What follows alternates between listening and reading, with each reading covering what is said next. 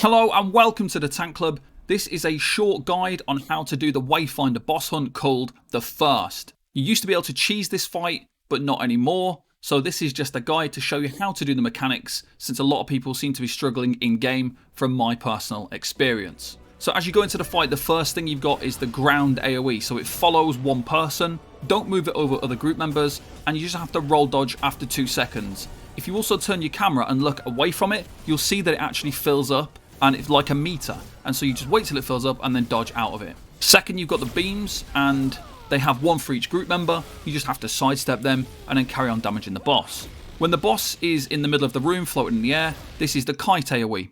You have to look at the square in the middle of the room. First time it's going to be a plus shape going through the square in a clockwise direction, so you just need to follow it around and don't get hit.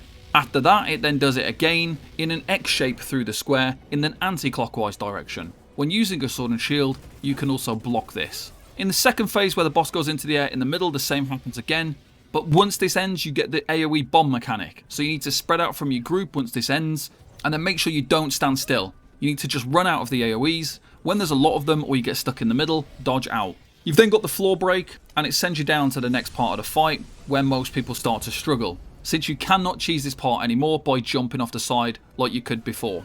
You've got the wall mechanic. Always stand in the very center, since you have the whole area, which is like a plus shape of tiles that you can walk on. This is your safe zone. Spin your camera until you can see the wall in the distance, and now just walk around it and avoid being hit by it. Always return to the middle so you know where the safe path to walk on is. The first phase, the wall will appear in the same direction in multiple waves. You can also just block through the wall if you have enough stamina to do so. You've then got the boss mechanic on this phase, where it shoots out projectiles. If you stand close to the boss, you don't seem to get hit by it. You've also got another mechanic similar to the ground AoE on the first floor, where it will shoot out in multiple directions. Again, don't overlap it with your group, and just walk out of it or dodge out of it when it strikes.